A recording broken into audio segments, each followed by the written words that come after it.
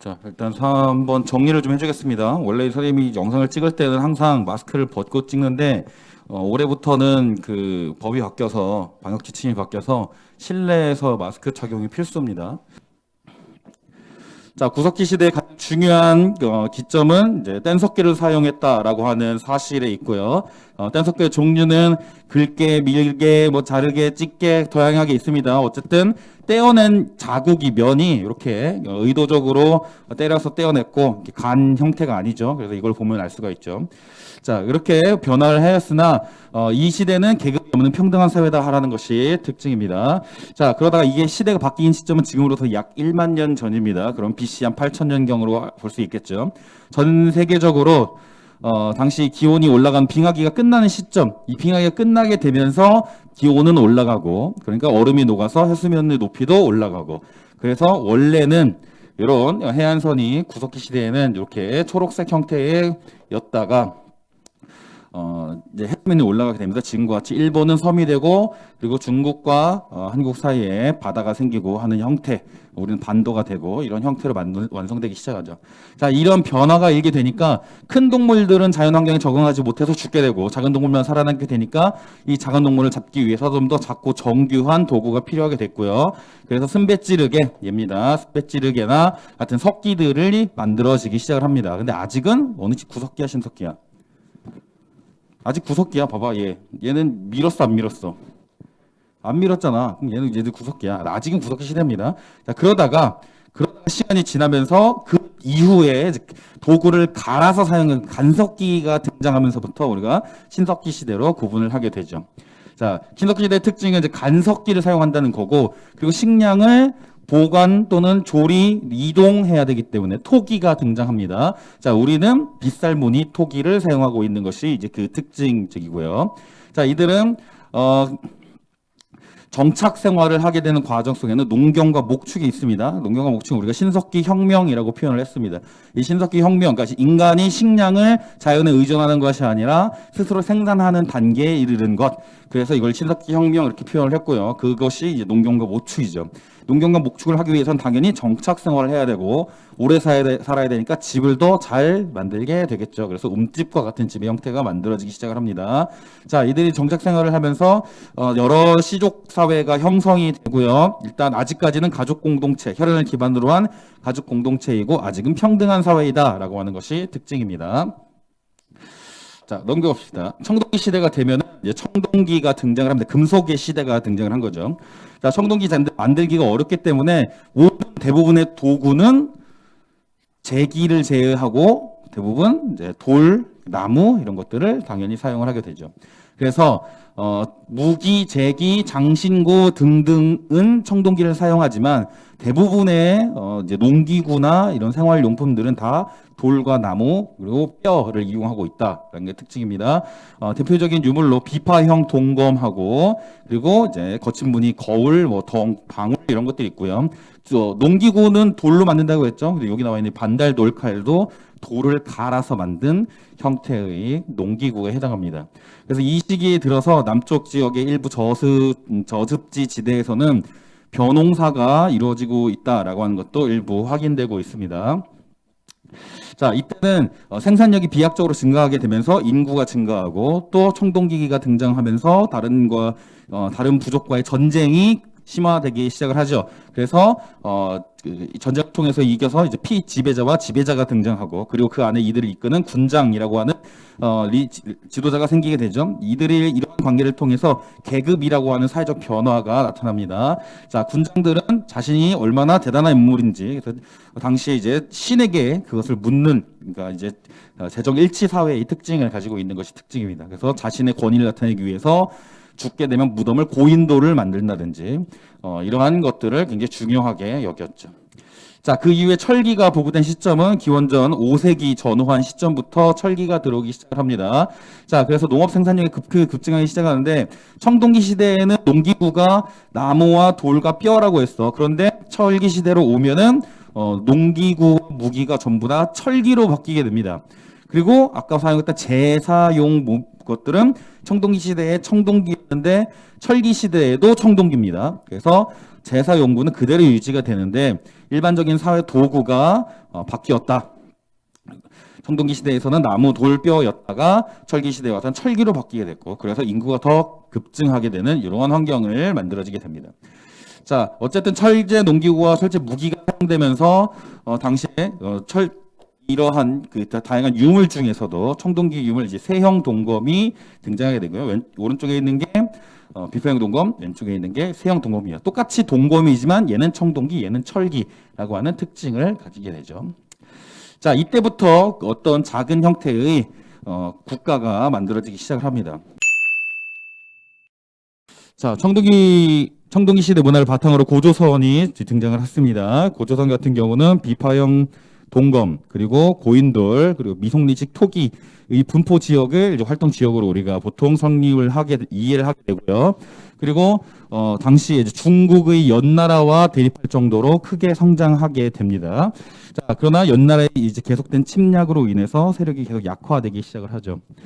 자, 그러다가 중국 사회가 전국 시대가 끝나가는 과정, 그래서 진한 교체기가 이르는 동안에 중국에서 많은 사람이 넘어오게 됩니다. 대표적인 인물이 위만이죠. 위만이 준왕을 몰아내고 왕위를 차지하게 됐고, 이때부터 우리가 위만 조선 이렇게 불렀고요. 준왕은 남쪽으로 내려가서 이제 진이라고 하는 국가를 형성하게 됩니다.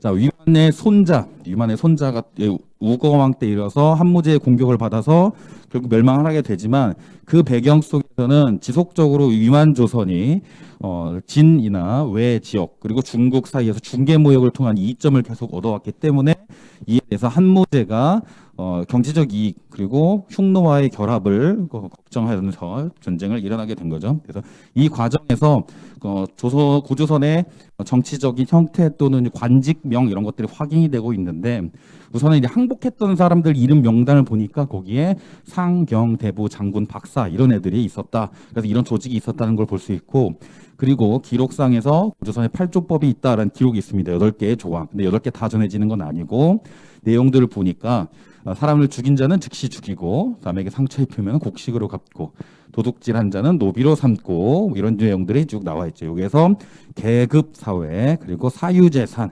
생명 중시 이러한 내용들을 우리가 유추해 볼 수 있습니다. 자, 고조선이 멸망한 이후에는 한나라의 지방제도인 군현제에 따라서 여기에 4개의 군을 형성하게 되는데, 그래서 우리가 이거를 한사군이라고 이렇게 표현을 하게 되죠.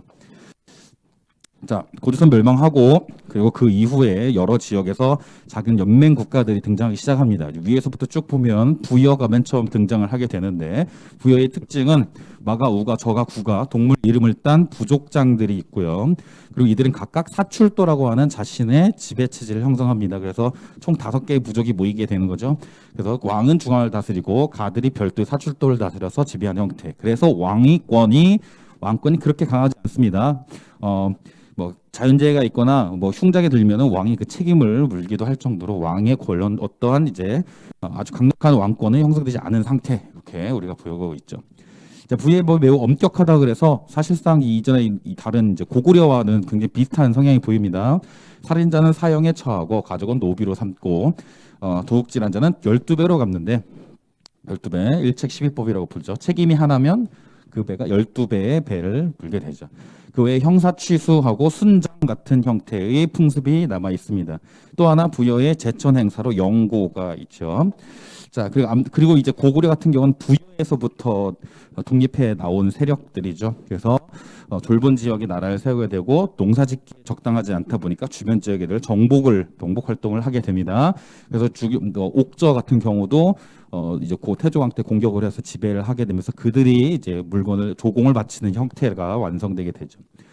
그래서 나중에는 이제 수도를 압록강 주변으로 옮긴 다음에 그때부터 정치적인 확대를 하게 되는데, 처음에는 5개 오부족의 형태로 연맹 국가를 이룹니다. 이들은 이제 왕 아래 상가, 고추가 등과 같은 이 부족장들이 있고, 그리고 그들은 각각 하자, 조의, 선인이라고 하는 자기 부하들이 있습니다. 근데 왕도 있고 고추가들도 자기의 부하들이 있는 거죠. 서로 계급이 다릅니다. 자, 이 가들이 갖고 있는 여러 귀족 회의체적인 특징이 나타나게 되는데, 이제 이렇게 죄가 회의입니다.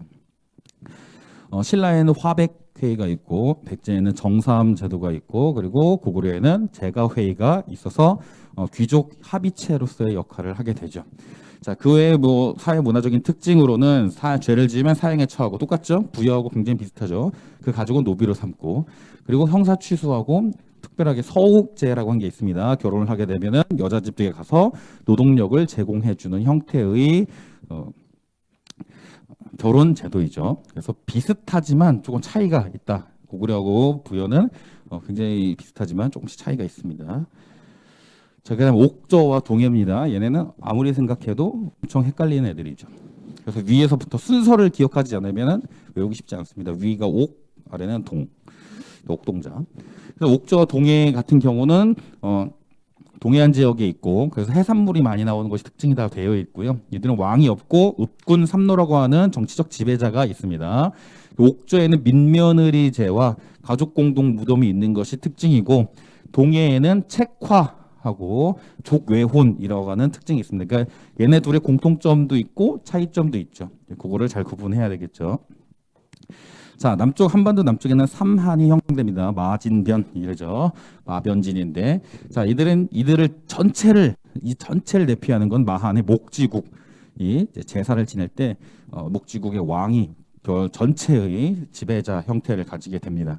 자, 얘네들은 정치적 지도자인 신지, 읍차와 같은 애들이 있고, 그리고 특징적으로 재정 분리 사회죠. 그래서 소도라고 하는 공간에서 이거를 독점적으로 지배하는 천군이라고 하는 제사장이 있어서 신지 읍차가 이 안으로 들어올 수가 없습니다. 이러한 특징을 갖고 있죠. 또 하나 농사를 짓다 보니까 계절제를 보내는데 계절제 두 번 지냅니다.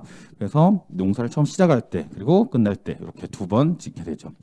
자, 특히 이제 그 특징적으로 변환 같은 경우는 낙동강 하류지요. 여기에는 이제 철이 많이 나와서 이때부터 사마 변환 때부터 철을 이용해서 낙랑이나 외에 수출을 하는 형태가 등장을 합니다. 그래서 당시 변환 또는 그 뒤에 등장하는 가야 모두 철과 관련되어 있는 것이 특징이죠. 자, 넘겨봅시다. 이제 이 중에서 지금 설명했던 연맹 국가들 중에서 몇 개의 국가들만 중앙 집권 영역 국가로 성장하게 됩니다. 중앙 집권적 영역 국가의 특징은 정복할 여러 가지 공통점이 있겠죠. 그 공통점의 특징이 뭐가 있냐면 우선은 왕권이 강화되고 부자 상속이라고 모두 표현해 왔습니다. 그리고 관등제가 있고 관등제 플러스는 항상 같이 따라가는 게 복식입니다. 복식. 그래서 관등에 따라서 높낮이에 따라서 옷의 색깔을 결정해 주는 것이 특징이죠. 자, 이들을 중앙 귀족으로 편입을 하게 되면서 이러한 신분 제도가 완성이 되고요. 이들이 아직까지도 영향력이 남아 있기 때문에 왕이 혼자 결정하는 것이 아니라 귀족 회의를 통해서 중대사를 결정하도록 되어 있죠.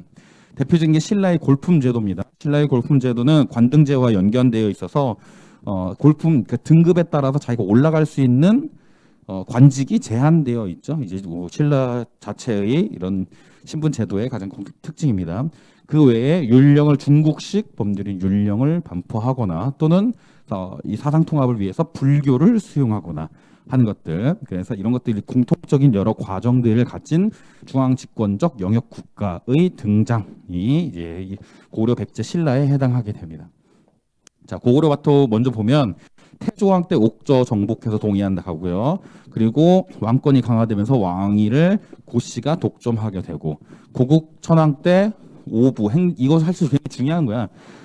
지배 세력이 이전에 있었던 게르부 등등의 5개의 부족이 행정적 오부로 바뀌었다. 얘기는 왕권의 지속 엄청난 강화, 비약적 강화를 의미하는 거고요. 미천왕 때 이르러서 낙랑군을 완전히 몰아내면서 어쨌든 영역이 확장이 되죠. 자, 그러나 근초고왕의 공격으로 해서 고국원왕이 전사했어. 어디에서? 평양성에서.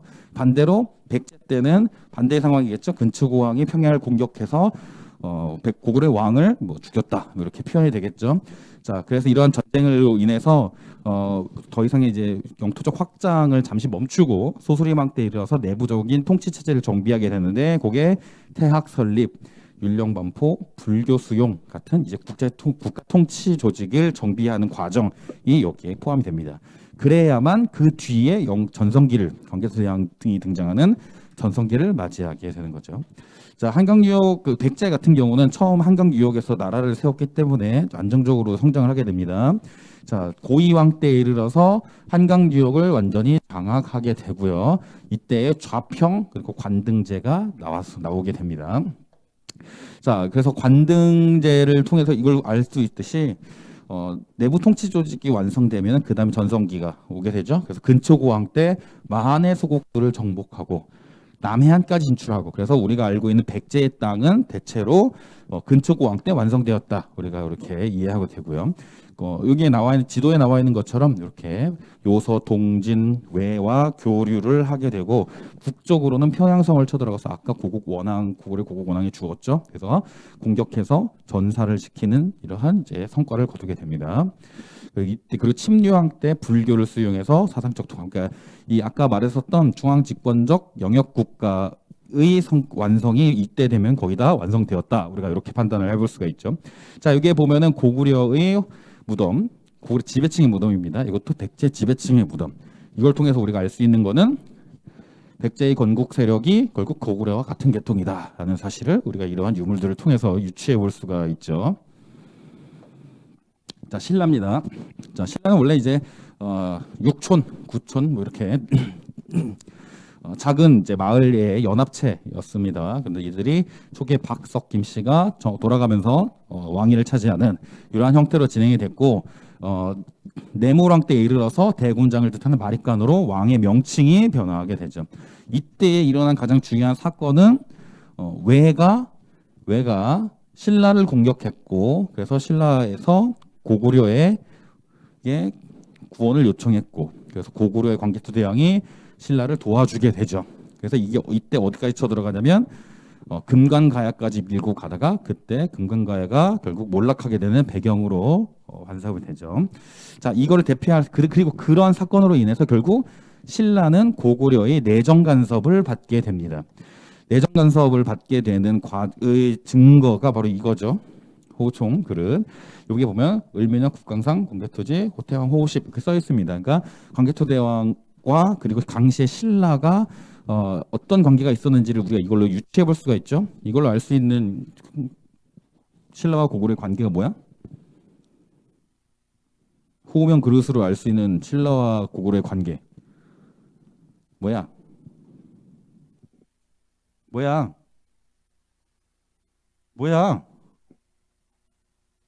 뭐냐니까? 왜 아무도 몰라? 야, 이 호우면 그릇으로 알 수 있는 신라와 고구려의 관계 뭐야? 그래, 내정 간섭을 받았다. 어떡하냐, 큰일 났다.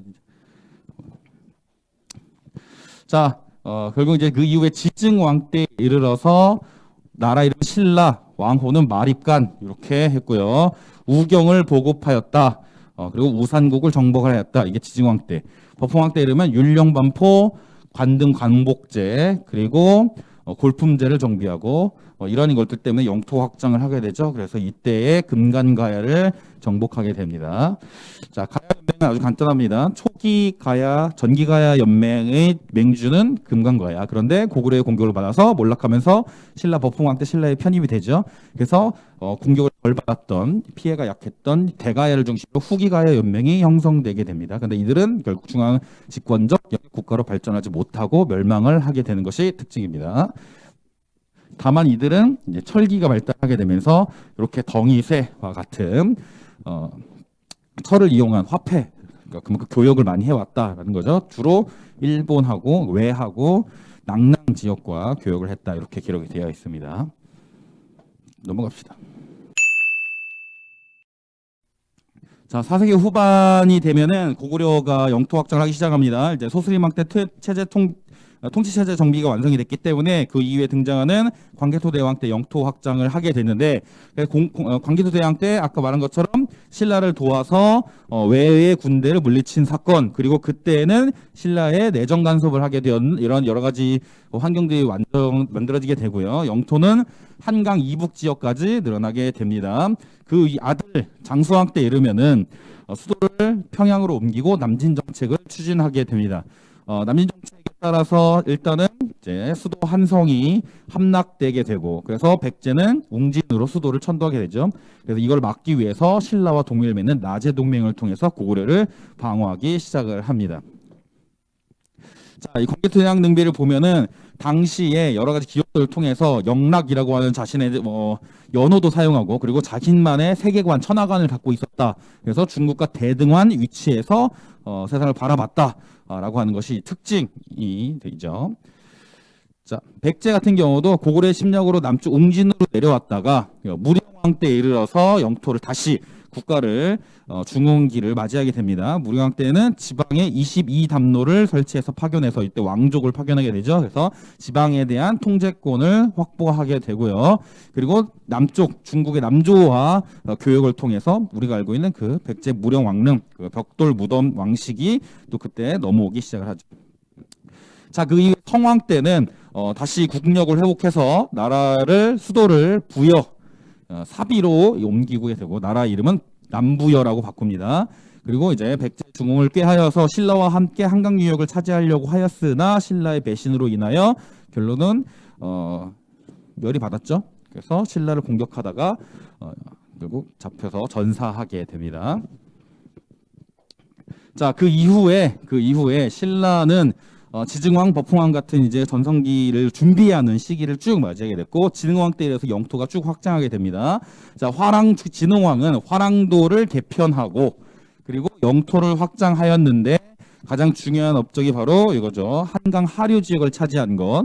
물론 이제 백제가 먼저 차지하였으나 이제 배신을 해서 이 한강 하류 지역에 대한 영토를 확보하게 되는데, 이 한강 하류를 확보했다라는 것이 가지는 가장 큰 의미는 중국과 직접 교역을 할 수 있는, 중국과 직접 교류를 할 수 있는 이런 위치, 교두보를 확보했다라는 것이 지금 저 한강 하류 지역을 차지한 것에 대한 가장 큰 특징이죠. 자, 그래서 그리고 또 남쪽으로 대가야 정복해서 가야를 완전히 멸망시키고, 저 북쪽으로는 이제 위역 지역까지 함흥 지역까지 올라갑니다. 그래서 전국에 이 비석 순수비와 적성비를 설치함으로써 당시 신라 영토가 어디까지 확장이 됐었는가를 우리가 확인할 수 있게 되죠. 어쨌든 제일 중요한 포인트는 이겁니다. 중국과 직접 교류할 수 있는 발판을 마련하였다는 것. 이게 지금 이제 한강 하류 지역을 차지함으로써 생긴 이야기죠. 자, 고구려 같은 경우는 당시 중국 사회가 통일되면서 수당 시대가 오면서 이들의 집중적 공격을 받게 됩니다. 그래서 특히 수나라 때는 수양제가 군대를 이끌고 와서 평양성까지 쳐들어왔기 때문에 여기서 살수에서 울진문덕이 물리친 살수 대첩이 있었고요. 그 이후에 당나라 때도 마찬가지, 처음에는 사이가 좋았으나 연개소문이 반란을 일으켜서 천리장성을 쌓다가 반란을 일으켜 정권을 잡은 이후에 당나라의 관계가 악화되기 시작을 하죠. 그래서 당태종 때 지속적인 공격을 받은 것을 막아냈으나, 그러나 문제는 이 이후에 연개소문이 죽은 다음에 후계자 문제 때문에 내분이 일어나게 되어서 그 당시부터 이제 쇠락의 길을 가게 됩니다. 자, 백제와 고구려의 멸망입니다. 당시 백제 성왕이 죽고 그 아들 의자왕이 왕이 됐을 때 초반에는 신라에 대한 맹공격을 시작합니다. 아버지가 죽었으니까. 그래서 특히 이 합천 지역과 같은 신라의 대야성을 비롯한 여러, 그러니까 남쪽 지역입니다. 남쪽 지역을 공격해서 위협적인 공격을 하니까 신라가 그에 대한 이제 방어의 방법으로 고구려의 도움을 요청했다가 까였어. 그 다음에 당나라에 찾아가서 나당 연합을 형성하게 되죠. 나당 동맹. 그래서 이 같이 백제를 공격함으로써 660년에 백제가 멸망하고 668년에는 고구려가 멸망을 하게 되죠. 자, 고구려와 백제는 각각 이제 부흥 운동을 시작하게 되는데, 백제 부흥 운동을 지원하기 위해서 외의 지원군이 와서, 그래서 당나라, 신라, 백제 부흥군, 외 이렇게 네 개의 국가가 한강 하류에서 금강하류에서 전투를 벌이는 게 이게 백강 전투입니다. 당시에 굉장히 이제 국제전에 해당을 하겠죠. 그러나 결국은 패배하게 됐고 백제 부흥 운동들은 대체로 실패하게 됩니다. 자, 고구려의 부흥운동 마찬가지. 당시 이제 보장왕의 아들이라고 주장을 한 안승이 보덕국이라고 하는 나라를 이제 신라부로부터 보장을 받았고 부흥운동을 진행하였으나 실제로 이제 필패하게 되게 되죠. 자, 근데 아직 한국통이 이루어진 건 아닙니다. 왜냐하면 당나라가 백제와 고구려를 멸망하고 거기에다 안동도부하고 이제 도독부를 설치했기 때문에 신라 입장에서는 이들의 이제 영토를 다시 되찾을 필요가 있었죠. 그래서 신라가 부흥 운동을 지원하는 거나 당나라와의 전쟁을 이제 마당 전쟁이 시작됩니다. 이 전쟁은 두 개의 전투, 기발포 전투와 매소동 전투에서 신라가 이김으로써 결국은 삼국 통일에 완성하게 됩니다. 이게 676년입니다. 660년부터 플러스 88 이렇게 한다고 했어요. 자, 이 삼국 통일은 여러 가지 이제 관점이 있는데 두 가지가 있습니다. 하나는 긍정적, 하나는 부정적 이렇게 바라보는 거겠죠. 일단은 그래서 어쨌든 이 삼국 통일에 대한 긍정적인 의미는 삼국 문화를 융합해 민족 문화가 발전하는 기틀을 마련하였다라는 것이 해당을 되고, 그렇지만 부정적으로 보는 이제 한계, 이 삼국 통일의 한계는 두 가지가 있습니다. 외세인 당을 끌어들였고, 하나, 두 번째는 영토가 한 대동강 이남으로 한정된 불완전한 통일이었다라고 하는 이 두 가지. 이 두 가지가 이 삼국 통일에 대한 부정적인 평가에 해당을 하죠. 여기 마찬가지죠. 자, 동사강목에 의하면 인심이 난리를 싫어하니 무열왕이 백성을 구제하였다. 뭐 긍정적인 평가죠.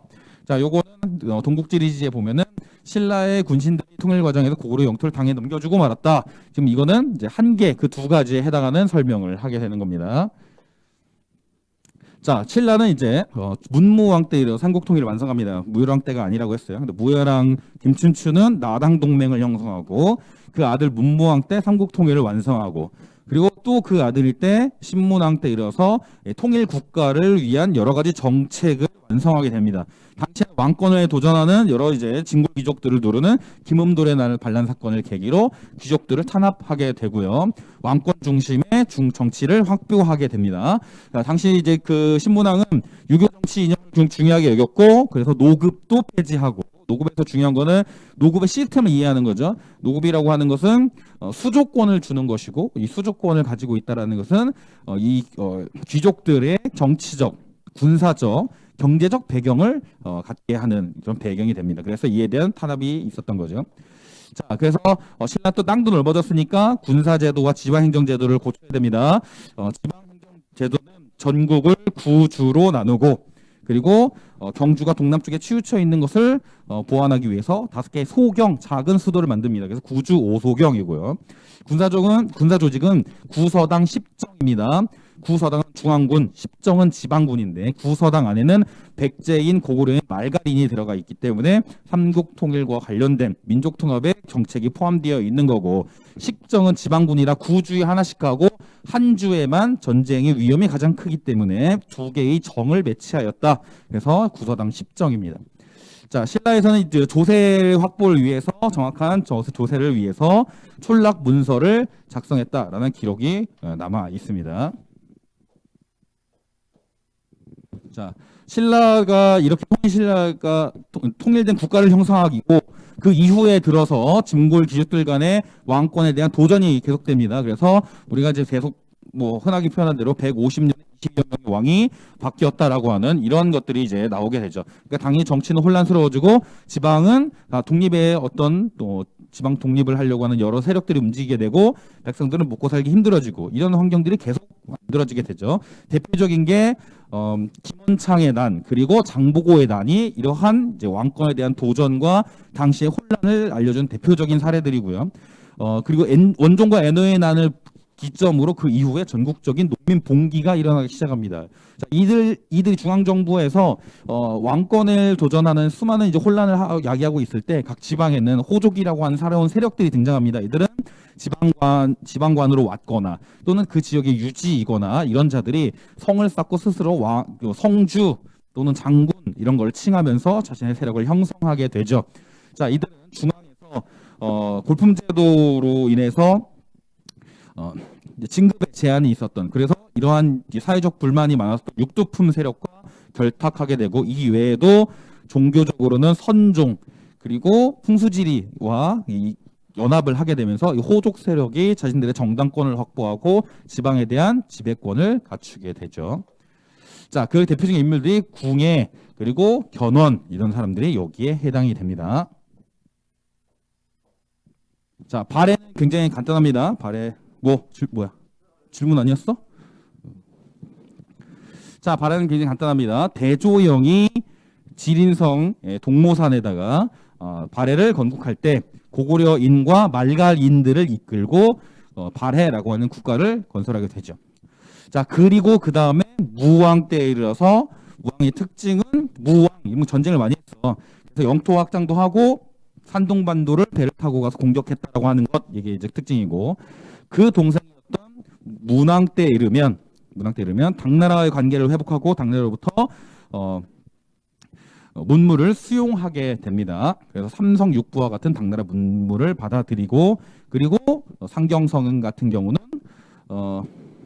여기에다가 이 당나라의 장안성을 따와서 만든 이런 도시, 계획 도시를 만들기도 하죠. 자, 그래서 이 이후에는 선왕 때에 이르려면은 영토를 확장해서 중국으로부터 회동성국이라고 하는 말을 듣게 됩니다. 그러니까 각각의 왕들이 갖고 있는 한 가지 또는 두 가지 정도의 업적, 요 정도는 다 알고 있으면 되는 거죠. 자, 발해의 통치 체제는 당나라의 삼성육부를 따와서 만들었으나 명칭과 운영은 독자적이었다. 이게 가장 큰 특징입니다. 자, 그리고 지방 행정으로 5경 15부 62주를 두었다. 왜냐하면 지금까지 되게 이건 이제 크게 중요하지 않은 게 62주가 숫자가 되게 크잖아. 이렇게 지방 행정에 있어서 숫자가 큰 경우는 얘밖에 없어. 우리나라 많아봐야 8도야. 9주, 5소경 이 정도 수준이잖아. 얘 혼자만 62주야. 이런 경우는 없습니다. 이거 오직 발해밖에 없어. 이렇게 숫자가 이렇게 큰 경우는. 그래서 그렇게 뭐 엄청 외우는데요. 어렵지 않을 거라고 보여지고요. 각각의 촌락은 말갈 수령들이 지배하는 형태입니다. 자, 여기 보면 기록들이 나와 있는데, 발해와 관련된 기록들이 있는데, 발해와 관련된 것들 중에 또 하나의 중요한 게 요겁니다. 발해는 고구려에 대한 계승 국가, 고구려 계승 의식을 갖고 있다. 이게 제일 중요하죠. 발해가 고구려 계승 의식을 갖고 있다. 이게 제일 중요한 겁니다. 그 근거가 이제 여기 나와 있는데, 다른 국가들, 중국에서도, 그리고 일본에서, 그리고 자기들 스스로도 고구려를 계승했다라고 하는 기록들이 쭉 나와 있죠. 고구려의 별종이다. 고구려가 지금 발해가 되었다. 나는 고구려의 왕이다. 뭐 이런 식으로 기록들이 남아 있어서 발해가 고구려 계승 의식을 갖고 있다라고 하는 사실을 유추해 볼 수 있습니다.